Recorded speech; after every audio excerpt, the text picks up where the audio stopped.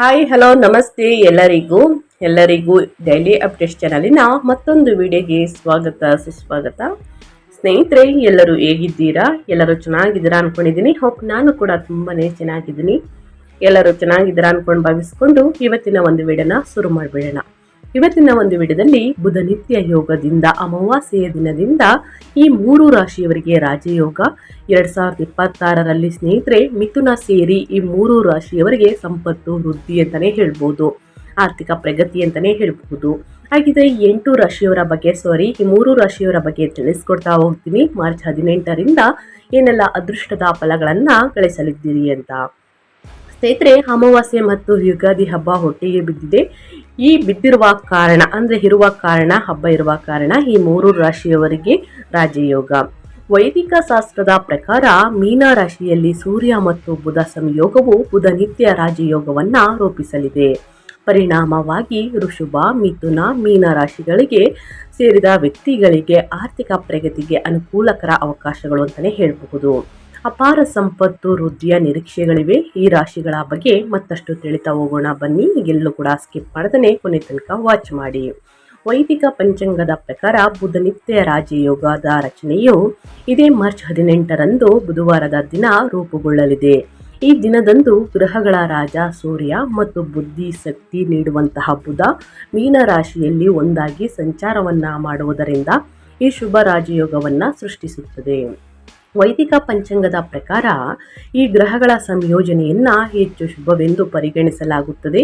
ಇದು ವ್ಯಕ್ತಿಯ ಸಂಪತ್ತು, ವೃತ್ತಿ ಮತ್ತು ಸಾಮಾಜಿಕ ಪ್ರತಿಷ್ಠೆಯಲ್ಲಿ ಪ್ರಗತಿ ಬಲವಾದ ನಿರೀಕ್ಷೆಗಳನ್ನು ಸೃಷ್ಟಿಸುತ್ತದೆ. ಪರಿಣಾಮವಾಗಿ ಈ ರಾಜಯೋಗದ ಪ್ರಭಾವವು ಎಲ್ಲ 12 ರಾಶಿಗಳ ಜನರ ಮೇಲೆ ಪ್ರಭಾವ ಬೀರುತ್ತದೆ. ಆದರೆ ಈ ಅವಧಿಯು ವಿಶೇಷವಾಗಿ ಸ್ನೇಹಿತರೆ ಈ 3 ರಾಶಿಗೆ ಸೇರಿದ ವ್ಯಕ್ತಿಗಳಿಗೆ ತುಂಬಾ ಶುಭ ಫಲಗಳನ್ನು ತರಲಿದೆ ಅಂತಲೇ ಹೇಳಬಹುದು.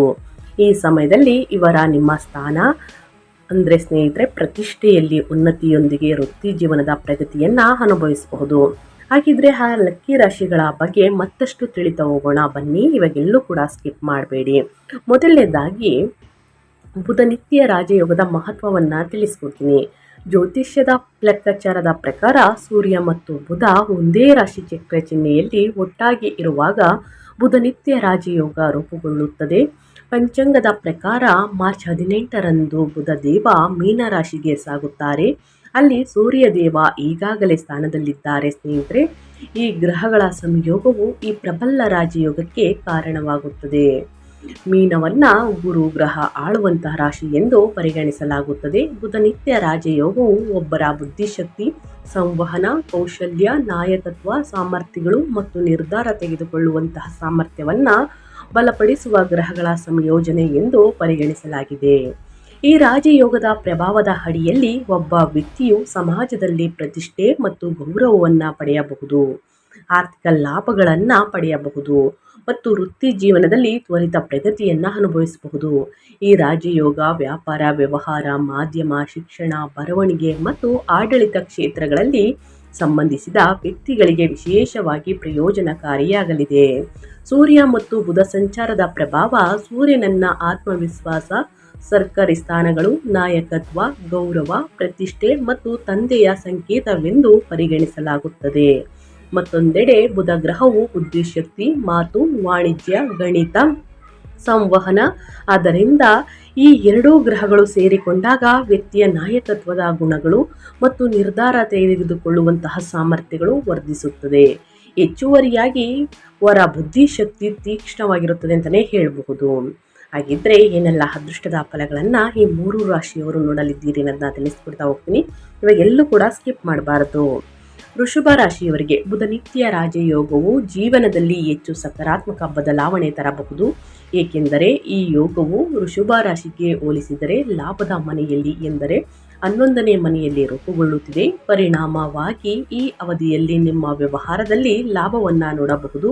ಇದಲ್ಲದೆ ವ್ಯಾಪಾರದ ಕ್ಷೇತ್ರದಲ್ಲಿ ಕೂಡ ಲಾಭ, ಯಾವುದೇ ಅಡೆತಡೆ ಇಲ್ಲದೆ ನಿಮ್ಮ ಜೇಬು ಸೇರಬಹುದು. ಸ್ನೇಹಿತರೆ, ಹೊಸ ಆದಾಯದ ಮೂಲಗಳು ಸಹ ಹೊರಹೊಮ್ಮಬಹುದು. ವ್ಯಾಪಾರದಲ್ಲಿ ನೀವು ಮಾಡುವಂತಹ ಪ್ಲಾನಿಂಗ್ಗಳು ನಿಮಗೆ ಹೆಚ್ಚಿನ ಲಾಭವನ್ನು ತರಲಿದೆ. ಈ ಸಂದರ್ಭದಲ್ಲಿ ನಿಮ್ಮ ಪಾರ್ಟ್ನರ್ ಜೊತೆಗೆ ಬಾಂಧವ್ಯ ಇನ್ನಷ್ಟು ಉತ್ತಮವಾಗಲಿದ್ದು ದಾಂಪತ್ಯ ಜೀವನ ಅಥವಾ ನಿಮ್ಮ ಲವ್ ಲೈಫ್ ಉತ್ತಮವಾಗಿ ಸಾಗಲಿದೆ. ಆರೋಗ್ಯದ ಬಗ್ಗೆ ಕೂಡ ಯಾವುದೇ ಚಿಂತೆ ಮಾಡಬೇಕಾದ ಅಗತ್ಯವಿಲ್ಲ ಸ್ನೇಹಿತರೆ. ಸೊ ಹಾಗಾಗಿ ಬಹಳಷ್ಟು ಎಚ್ಚರಿಕೆ ವಹಿಸುವುದು, ಸಾಕಷ್ಟು ಎಲ್ಲಿ ಎಚ್ಚರಿಕೆ ವಹಿಸಬೇಕು ಅನ್ನೋದನ್ನ ತಿಳಿಸ್ಕೊಡ್ತೀನಿ. ಆ ವಿಚಾರದ ಬಗ್ಗೆ ಎಚ್ಚರಿಕೆ ವಹಿಸಿ ಅಂತ ಹೇಳ್ತಾ, ಇನ್ನು ಮುಂದಿನ ರಾಶಿಯವರ ಬಗ್ಗೆ ಹೇಳೋದಾದರೆ ಮಿಥುನ ರಾಶಿಯವರಿಗೆ. ಮಿಥುನ ರಾಶಿಯವರಿಗೆ ಬುಧ ನಿತ್ಯ ರಾಜಯೋಗ, ವೃತ್ತಿ ಮತ್ತು ವ್ಯಾಪಾರ ವ್ಯವಹಾರದ ಎರಡರಲ್ಲೂ ಶುಭ ಫಲಿತಾಂಶಗಳನ್ನು ಪಡೆಯಬಹುದು. ಮಾರ್ಚ್ 18ರಿಂದ ಈ ರಾಜಯೋಗದ ಸಂಯೋಜನೆಯು ನಿಮ್ಮ ಸಂಚಾರ ಜಾತಕದ 10ನೇ ಮನೆಯಲ್ಲಿ ಎಂದರೆ ವೃತ್ತಿಯ ಮನೆಯಲ್ಲಿ ರೂಪುಗೊಳ್ಳುತ್ತಿದೆ. ವೇದ ಜ್ಯೋತಿಷ್ಯದ ಪ್ರಕಾರ ಬುಧ ನಿಮ್ಮ ರಾಶಿಯನ್ನು ಆಳುವಂತಹ ಗ್ರಹ. ಆದ್ದರಿಂದ ಈ ಸಂದರ್ಭದಲ್ಲಿ ನೀವು ಮಾಡುವಂತಹ ಕೆಲಸದಲ್ಲಿ ಹೆಚ್ಚಿನ ಬೋನಸ್ ಕೂಡ ಪಡೆದುಕೊಳ್ಳಲಿದ್ದೀರಿ. ಸಂದರ್ಭದಲ್ಲಿ ನೀವು ಕಷ್ಟಪಟ್ಟು ಮಾಡಿರುವಂತಹ ಕೆಲಸಕ್ಕೆ ಸರಿಯಾಗಿರುವ ಅರ್ಹವಾಗಿರುವಂತಹ ಸ್ನೇಹಿತರೆ ಪ್ರತಿಫಲವನ್ನು ಹೊಂದಬಹುದಾಗಿದೆ. ಜೀವನದಲ್ಲಿ ಇರುವಂತಹ ಎಲ್ಲ ಚಿಂತೆ ಹಾಗೂ ಸಮಸ್ಯೆಗಳು ದೂರವಾಗಲಿದ್ದು ಸಂತೋಷದ ಆಗಮನವಾಗಲಿದೆ. ನೀವು ಮಾಡುವಂತಹ ಕೆಲಸದಲ್ಲೂ ಕೂಡ ನಿಮಗೆ ನೆಮ್ಮದಿ ದೊರಕಲಿದೆ. ವ್ಯಾಪಾರ ವ್ಯವಹಾರದ ವಿಚಾರದಲ್ಲೂ ನೀವು ಜಾರಿಗೆ ತರಲು ಹೊರಟಿರುವಂತಹ ಉಪಾಯ ಉತ್ತಮ ರೀತಿಯಲ್ಲಿ ಕಾರ್ಯರೂಪಕ್ಕೆ ಬರಲಿದ್ದು ಅದರಿಂದಲೂ ಕೂಡ ಹೆಚ್ಚಿನ ಲಾಭವನ್ನು ಸಂಪಾದಿಸಿ ನಿಮ್ಮ ಆರ್ಥಿಕ ಪರಿಸ್ಥಿತಿಯನ್ನು ಇನ್ನಷ್ಟು ಉತ್ತಮಗೊಳಿಸಲಿದ್ದೀರಿ ಅಂತಲೇ ಹೇಳಬಹುದು. ಇನ್ನು ರಿಲೇಷನ್ಶಿಪ್ನಲ್ಲಿ ಕೂಡ ನಿಮ್ಮ ಹಾಗೂ ನಿಮ್ಮ ಜೀವನ ಸಂಗಾತಿಯ ಬಾಂಧವ್ಯ ಇನ್ನಷ್ಟು ಉತ್ತಮವಾಗಲಿದೆ. ಈ ಸಮಯ ವಿಶೇಷವಾಗಿ ಅನಾರೋಗ್ಯದಿಂದ ನೀವು ಬಳಲುತ್ತಿದ್ದರೆ ಅದರಿಂದ ನಿಮ್ಮನ್ನು ಮುಕ್ತಗೊಳಿಸಲು ಈ ವಿಶೇಷವಾದ ಯೋಗ ಸಹಕಾರಿಯಾಗಲಿದ್ದು ನೀವು ಆರೋಗ್ಯವಂತರಾಗಲಿದ್ದೀರಿ ಅಂತಲೇ ಹೇಳ್ಬೋದು ಈ ರಾಶಿಯವರಿಗೆ. ಇನ್ನು ಮುಂದಿನ ರಾಶಿಯವರ ಬಗ್ಗೆ ಹೇಳೋದಾದರೆ ಮೀನರಾಶಿಯವರಿಗೆ. ಮೀನರಾಶಿಯವರು ಏನೆಲ್ಲ ಅದೃಷ್ಟದ ಫಲಗಳನ್ನು ಗಳಿಸಲಿದ್ದೀರಿ, ರಾಜಯೋಗದಿಂದ ಯಾವುದರ ಬಗ್ಗೆ ಎಚ್ಚರಿಕೆ ವಹಿಸಬೇಕು ಅಂತ ನೋಡ್ತಾ ಹೋಗೋಣ. ಮೀನರಾಶಿಯವರಿಗೆ ಈ ರಾಜಯೋಗ ಹೆಚ್ಚು ಲಾಭಕಾರಿಯಾಗುವಂತಹ ಸಾಧ್ಯತೆ ಇದೆ. ಏಕೆಂದರೆ ಈ ರಾಜ ಸಂಯೋಜನೆಯು ಸ್ನೇಹಿತರೆ ನಿಮ್ಮ ರಾಶಿಗೆ ಹೋಲಿಸಿದರೆ ಲಗ್ನ ಅಥವಾ ಮೊದಲ ಮನೆಯಲ್ಲಿ ರೂಪುಗೊಳ್ಳುತ್ತಿದೆ. ಇದರ ಪ್ರಭಾವವು ಅತ್ಯಂತ ಆಳವಾದದ್ದು ಮತ್ತು ನಿಮ್ಮ ವ್ಯಕ್ತಿತ್ವದ ಮೇಲೆ ನೇರವಾಗಿ ಪ್ರಭಾವ ಬೀರುತ್ತದೆ. ಜ್ಯೋತಿಷ್ಯದ ಪ್ರಕಾರ ಸೂರ್ಯನು ಲಗ್ನದಲ್ಲಿ ಇದ್ದಾಗ ಅದು ವ್ಯಕ್ತಿಯ ಆಂತರಿಕ ಶಕ್ತಿ, ಆತ್ಮವಿಶ್ವಾಸ ಮತ್ತು ನಾಯಕತ್ವದ ಸಾಮರ್ಥ್ಯವನ್ನು ಹೆಚ್ಚಿಸುತ್ತದೆ. ಇದಕ್ಕೆ ವಿರುದ್ಧವಾಗಿ ಬುಧನು ಒಬ್ಬರ ಬುದ್ಧಿಶಕ್ತಿ, ಸಂವಹನ ಕೌಶಲ್ಯ ಮತ್ತು ನಿರ್ಧಾರ ತೆಗೆದುಕೊಳ್ಳುವ ಪರಾಕ್ರಮವನ್ನು ಚುರುಕುಗೊಳಿಸುತ್ತದೆ. ಪರಿಣಾಮವಾಗಿ ಈ ಎರಡೂ ಗ್ರಹಗಳ ಸಂಯೋಗವು ನಿಮಗೆ ಹೆಚ್ಚಿನ ಗೌರವ, ಪ್ರತಿಷ್ಠೆ ಮತ್ತು ಸಾಮಾಜಿಕ ಮನ್ನಣೆಯನ್ನು ತರಬಹುದು. ಇದಲ್ಲದೆ ನಿಮ್ಮ ಕೆಲಸದ ಸ್ಥಳದಲ್ಲಿ ನೀವು ವಿಶಿಷ್ಟ ಮತ್ತು ಶಾಶ್ವತವಾದ ಪ್ರಭಾವವನ್ನು ಬೀರಲು ಸಾಧ್ಯವಾಗುತ್ತದೆ. ವಿವಾಹಿತ ವ್ಯಕ್ತಿಗಳಿಗೆ ಈ ಅವಧಿಯು ಸಾಮರಸ್ಯ ಮತ್ತು ಸಂತೋಷಮಯವಾದ ವೈವಾಹಿಕ ಜೀವನವನ್ನು ನೀಡುತ್ತದೆ. ಅವಿವಾಹಿತರಿಗೆ ವಿವಾಹ ಪ್ರಸ್ತಾಪಗಳನ್ನು ಪಡೆಯಬಹುದು. ಹೆಚ್ಚುವರಿಯಾಗಿ ಪಾಲುದಾರಿಕೆಯಲ್ಲಿ ಕೈಗೊಂಡ ವ್ಯಾಪಾರ ಉದ್ಯಮಗಳು ಲಾಭದಾಯಕ ಫಲಿತಾಂಶಗಳನ್ನು ನೀಡಬಹುದು. ಸೊ ಹಾಗಾಗಿ ಸಾಕಷ್ಟು ಅದೃಷ್ಟದ ಫಲಗಳನ್ನು ಈ ಮೂರೂ ರಾಶಿಯವರು ಗಳಿಸಲಿದ್ದೀರಿ ಸ್ನೇಹಿತರೆ.